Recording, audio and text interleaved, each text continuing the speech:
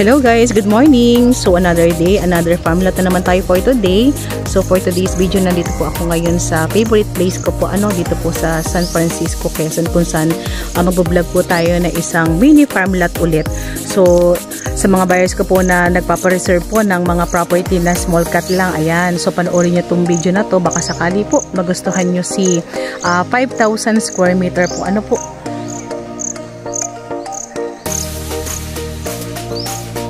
Medyo madaling linisin tong property na to, and then at the same time ito naman po ay marami ng sadyang puno ng niyog, so konti na lang po yung idadagdag natin pananim dito.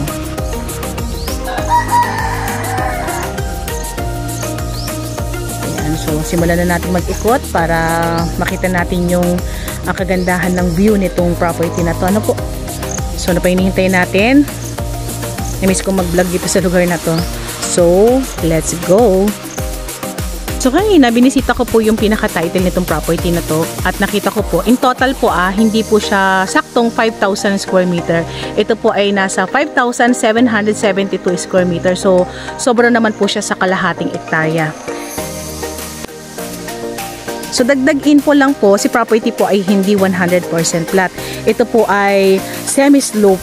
So parang ang mangyayari, para mas malinaw lang po kung mapapansin niyo po yung bahay na yun, kung saan yan po ay bahay ng ating seller. So dito na po mag-start yung property. Bali, parang unti-unti kang bumababa kay property po. Ayan.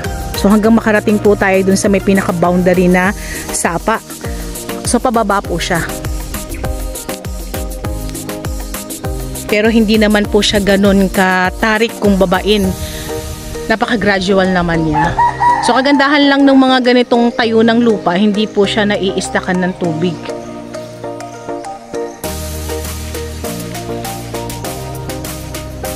Lapitan natin yung yung pinaka-source nila ng tubig. Kagandahan nitong property na to, hindi ka mamumblema sa tubig po. Ito po ay nanggagaling sa bukal. So wala nang patayan niya, continuous po yung pinaka-flow ng tubig. Ayan, meron na nga silang drum dito para hindi sayang yung yung tapon ng tubig. Ayan po.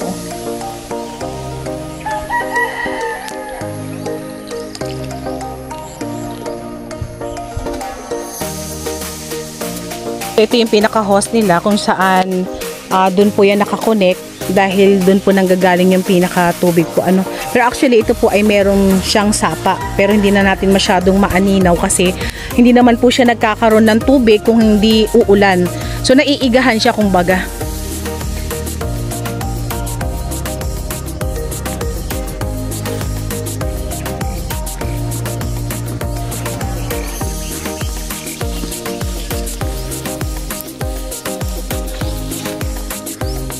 So napansin ko rin yung mga niyog natin, maraming mga bagong tanim. Ayan. Meron na din namang mga inaanihan na. So mix na po yan. Merong mga takaran kung tawagin, and then mga bagong tanim. Bali ang total ng niyog na nakatanim dito ay maglalaro sa nasa 100 kapuno.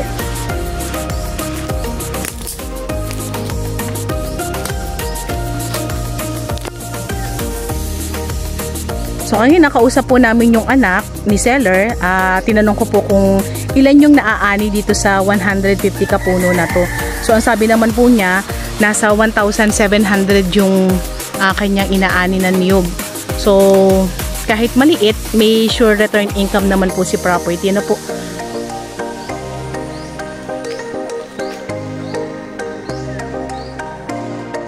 Ayan, so ang ganda.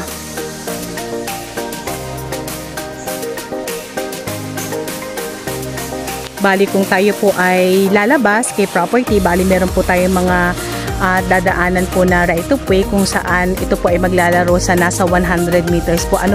So na-compute na po kasi nila tatay yung haba ng right of way, kasi nung nagpakabit sila ng kuryente, nasa 100 meters po yung wire na ginamit nila from barangay road. And then kung lalabas naman po tayo ng barangay road para makalabas po tayo ng provincial road, tayo naman po ay magko-consume ng nasa 3 kilometers.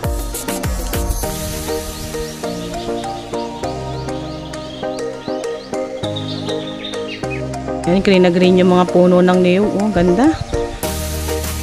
So kung itatry po natin bisitahin si property ha, at tayo po ay manggagaling kay Manila, tayo po ay magta-travel ng nasa halos 10 hours para makarating po tayo dito kay San Francisco. Pero good thing naman po dun sa ating mga road, napakaganda naman po kasi ng mga road dito patungo dito sa San Francisco. Lahat po yan ay cemented road na po, so wala naman tayong mararanasan mga lubak-lubak. Ang pinaka hindi lang po cemented road kung tayo po ay pupunta rito kay property, yung pinaka barangay road lang naman po, ano po. Pero ganun pa man, napakaganda naman daanan kasi walang masyadong putik. So pasok naman po yung ating 4 wheels hanggang dito kay barangay road. Pero pagdating po dun sa pinaka kantuhan, dun po sa may tapat ng barangay road, yun nga lang po, magkakaroon po tayo ng right of way na nasa 100 meters. So hindi naman po masyadong mahaba yung ating right of way. At yan naman po ay sinusure po ni seller na sila po ang makikipag-usap about sa right of way.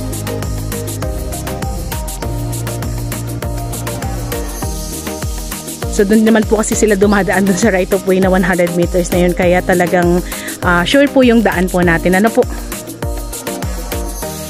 Yung 100 meters po na right of way na dinadaanan po nila seller, ang dinadaan po nila doon ay single na motor. So tatanong na lang natin mamaya kung pwede tayong mag-request ng at least mga 3 meters po para makapasok po yung ating sasakyan. Ano po? Pero sabi naman nila, sila na po yung bahala, pero yung sa pagpapagawa naman po ng daan para po makapasok po ang ating 4 wheels, so si buyer na po ang bahala doon. Kasi sa ngayon nga po, kagaya po ng nasabi ko, kayang-kaya po ng single na motor kasi hindi naman po ganun ka bato or ka delikado po yung dadaanan po. Ano, pero syempre po kung sakali po may sasakyan tayo, so lalaparan po natin yon, medyo gagastos po tayo, and then si buyer na lang po yung bahala po doon. Pero sa right of way, pwede naman daw po.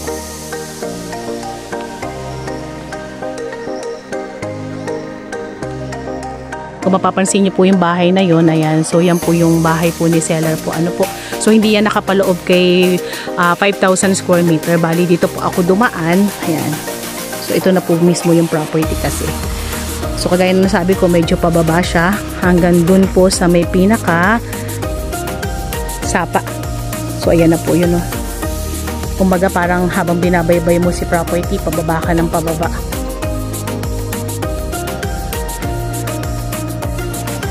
About naman po sa documents ng property na to, ito po ay matured CLOA title for almost 18 years.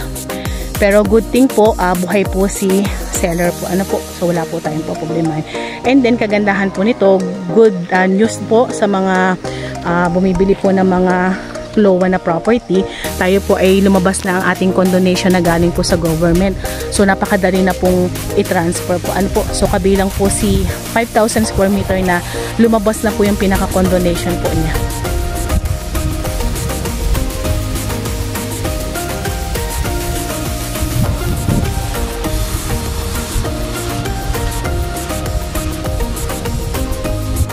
Fresh air, ang sarap ng hangin dito. So kung sakaling magustuhan nyo po si 5,772 square meter, pwede nyo po kami i-message sa aming WhatsApp and Viber na nasa taas ng inyong screen. Ano po, kagandahan nito, may kapitbahay na kayo, mismo sila seller pa. Ayan. So may line naman ang kuryente, magpapakabit na lang po tayo, mga nasa 100 meters nga po yung ating gagamit po. Ano po,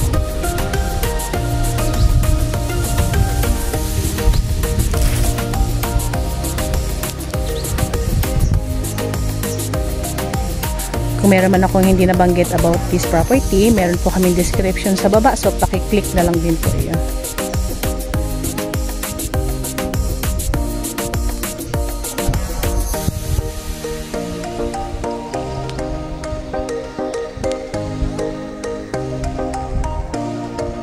Dagdag info lang po, kung sakali pong i-avail natin si property, pwedeng dito na po tayo magpatayo ng bahay. Kasi nga po, bali po, kung mapapansin nyo po yung mga niyog na yan, yan po ay boundary to another property po. Ano? So ito po ay kapantayan. Ayan. May nakatayo ng dating siguro mga tindahan yan. Hindi ko alam kung tindahan or bahay yan. Sira na po kasi. So dito po sa part na to, pwede tayo magpatayo ng bahay. Medyo malapad din po kasi yung flat area. And then dito na po sisimulang mag-slope dyan sa part na yan. So dito, yan, napakagandang tayuan po ng bahay. Ano po, katabi nyo si seller.